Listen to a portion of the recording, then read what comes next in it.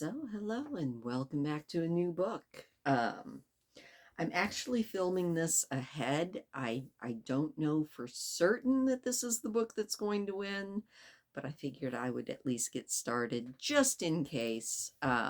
Right now, this has 75% of the vote, so I'm pretty sure we are going to be reading Around the World in 80 Days, which I'm looking forward to because Jules Verne has been a romp every time we have read him. That being said, I did locate Bruce. It'll be on the vote for the next one, and I've pretty much decided that as far as public domain books go, I'm looking for things that are fun. I enjoyed Ivanhoe, I really did. But I also didn't enjoy Ivanhoe, mostly because I don't know, there's just something about public domain and older writing that doesn't hook me in as much, even when I can see that there's a story there. So it's kind of a disconnect. That being said, if you are interested, over on Patreon, I think I'm going to be starting a new series that I can't do over here on YouTube, but is one that I'm really, really excited about. I know that Patreon's not for everybody, and I get that. And it's honestly the reason why I like doing the public domain books, but I also kind of want to do books that I'm excited about. And unfortunately, because of YouTube and the way it works, I can't do them all over here. So that's why I started the Patreon. And, if you're interested, I do have a free tier that will be over there. So you can always join in over there and see. I think on the free tier, it's mostly going to be short stories and things like that. Stuff that can just be like one video, maybe one a month, maybe a couple a month. I don't know. We'll just have to wait and see. Anyway, all of that being said, Jules Verne has not let us down so far, and I'm really hoping that this will too. I don't know a darn thing about this book except that we're going around the world in 80 days. The back of it says, Phineas Fogg bet his entire fortune that he could cross the 19th century Earth with no plans, no special arrangements, and no air travel in exactly 80 days. I feel like that's going to be quite hard. Any delay, any breakdown, any misconnection, and Fogg would lose everything. Within hours, he was off across Europe, Arabia, India, China, Japan, and the untamed vastness of America. On train, ship, small boat, sled, and elephant back. Through jungles, mountains, typhoons, blizzards, corrupt rulers, and blood-maddened fanatics. Saving a princess, fighting duels, battling savages, and chased by a relentless bounty hunter who, convinced that Fogg was fleeing a bank robber, or was a fleeing bank robber, meant to stop him at any cost. Yeah, this sounds like a romp. And like I said, Jules Verne has never really let us down. He is a French author, and this particular novel was written in...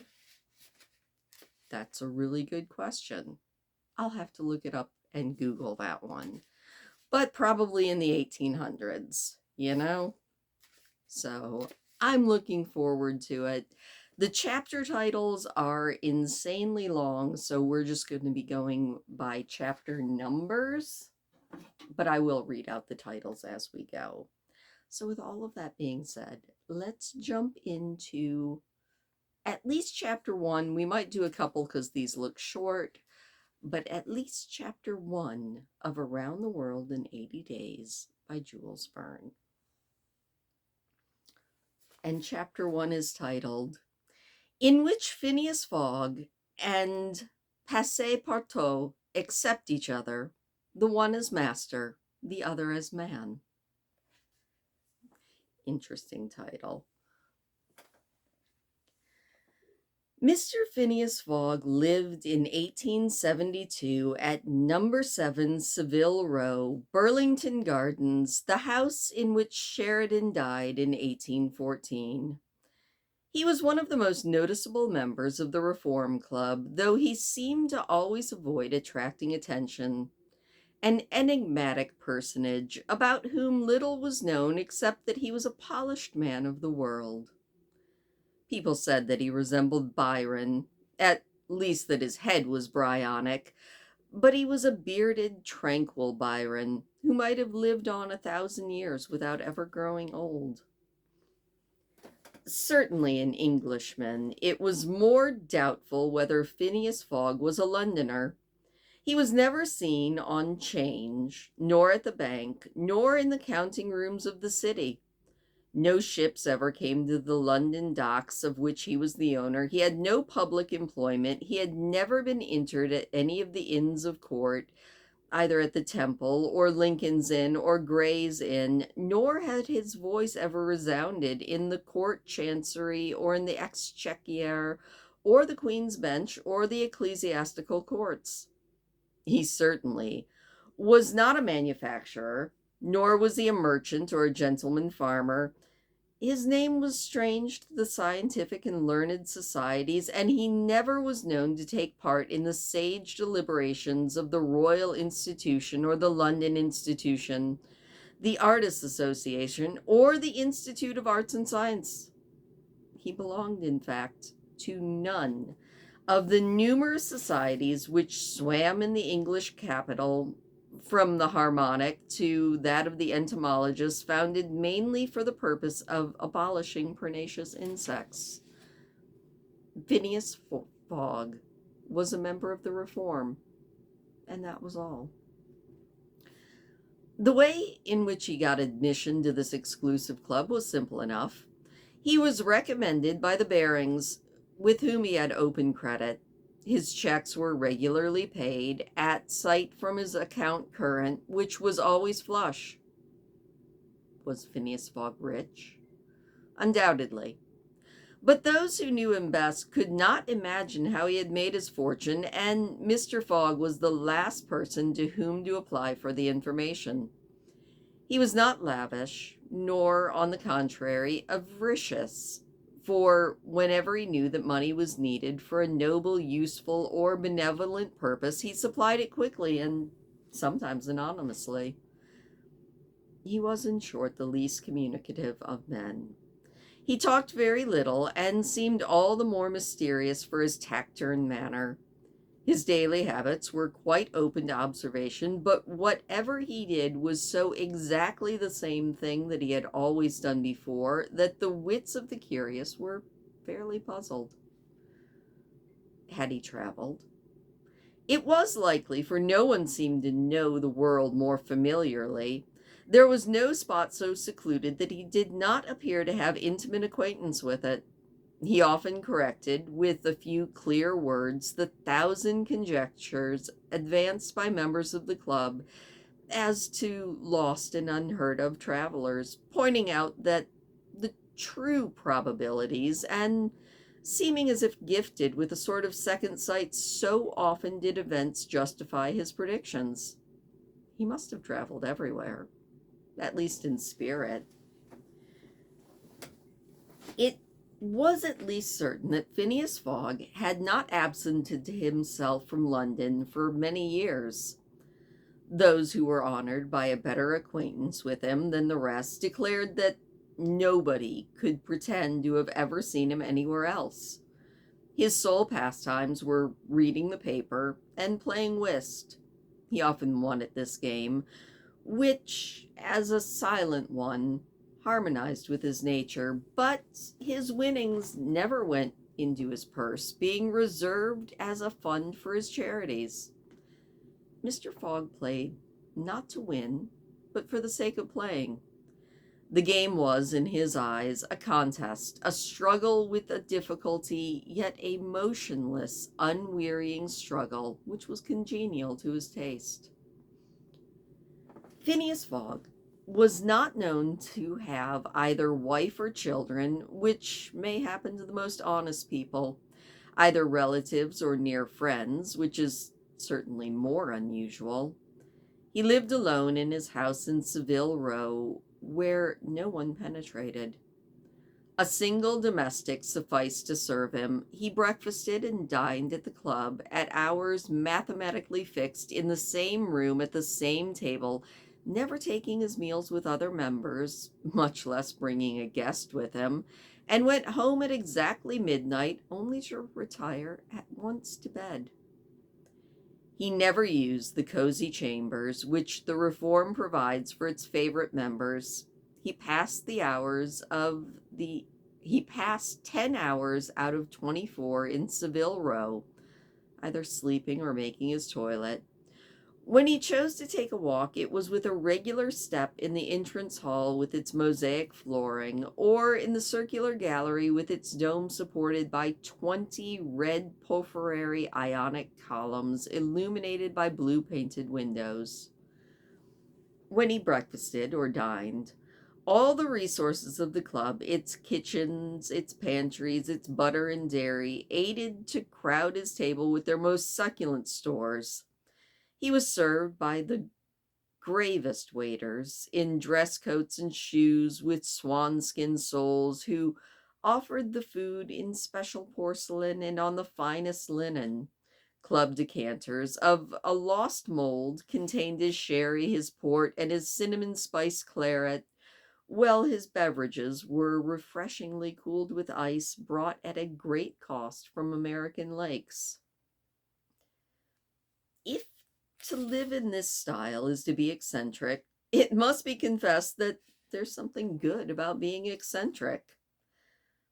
The mansion in Savile Row, though not sumptuous, was exceedingly comfortable. The habits of its occupant were such as to demand but little from the sole domestic, but Phineas Fogg required him to be almost superhumanly prompt and regular. On this very 2nd of October, he had dismissed James Forster because that luckless youth had brought him shaving water at 884 degrees Fahrenheit instead of 86. And he was currently waiting for his successor, who was due at the house between 11 and half past. Phineas Fogg was seated squarely in his armchair, his feet close together like those of a grenadier on parade, his hand resting on his knees, body straight, head erect. He was steadily watching a complicated clock which indicated the hours, the minutes, the seconds, the days, the months, and the years. At exactly half past 11, Mr. Fogg would, according to his daily habit, quit Savile Row and head to the Reform. A rap at this moment sounded on the door of the cozy apartment where Phineas Fogg was seated, and James Forster, the dismissed servant, then appeared. "The new servant," he said. A young man of about 30 advanced and bowed. "You are a Frenchman, I believe," said Phineas Fogg, "and your name is John." "Jean, if the monsieur pleases," said the newcomer. "Jean Passepartout, a surname which has clung to me because I have natural aptness for going out of one business into another. I believe I am honest, monsieur, but to be outspoken, I've had several trades. I've been an itinerant singer, a circus rider, when I used to vault like Leotard and dance on a rope like Blondin. Then I got into the be a professor of gymnastics so as to make better use of my talents. And then I was a sergeant fireman in Paris and assisted at many a big fire. But I quitted France 5 years ago, and wishing to taste the sweets of domestic life, took service as a valet here in England. Finding myself out of place, and hearing that Monsieur Phileas Fogg was the most exact and settled gentleman in the United Kingdom, I have come to Monsieur in hope of living with him a tranquil life and forgetting even the name of Passepartout." "Passepartout suits me," said Mr. Fogg. "You are well recommended to me. I hear a good report of you. You know my conditions. Yes, monsieur. Good. What time is it? 22 minutes after 11, said Passepartout, drawing an enormous silver watch from the depths of his pocket. You are too slow, said Mr. Fogg. Pardon me, monsieur. It is impossible. You are 4 minutes too slow. No matter. It is enough to mention the error.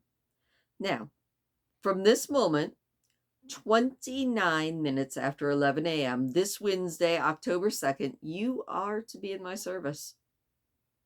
And Phineas Fogg got up, took his hat in his left hand, put it on his head with an automatic motion, and left without a word. Passepartout heard the street door shut once. It was his new master going out. He heard it shut again. It was his predecessor, James Forster, departing in his turn.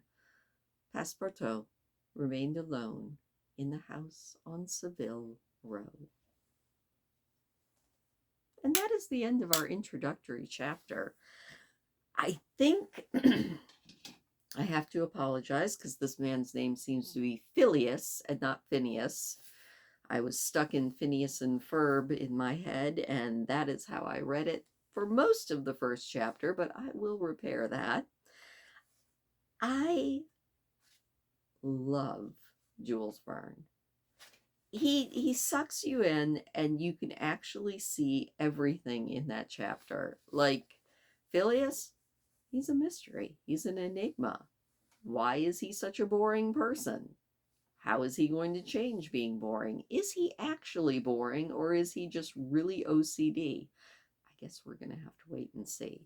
I was going to do 2 chapters, but these do seem to be around the at least 20-minute mark, at least when I babble at the beginning. So I think we're just going to do 1 chapter a day. It draws the book out a little bit more, unless 1 chapter is only a page long, in which case we'll probably do more than 1. Anyway, I'm excited. I do enjoy Jules Verne. I like his style of writing, which seems so much more modern than a lot of his contemporaries. And I think so far, of every author that we've read on this public domain journey, I think Jules Verne has been my favorite. I did enjoy Pride and Prejudice, but I think I enjoyed the movie more than the book, which is usually not the case for me. Anyway, that is where we're going to leave it. I am going to be reading these Monday through Thursday every night at 9 p.m. You can probably expect a chapter. I hope that you come along with us. If you're interested in the other series I'm going to start, my Patreon is linked on my channel page. You don't have to, but it's there if you're interested. It also is slowly but surely accruing. All of the books that I had to take down off of YouTube are slowly getting transferred over there. It takes time, so I do ask for patience, but until then, I hope that we enjoy Mr. Phileas for many, many a night, and I will see you tomorrow.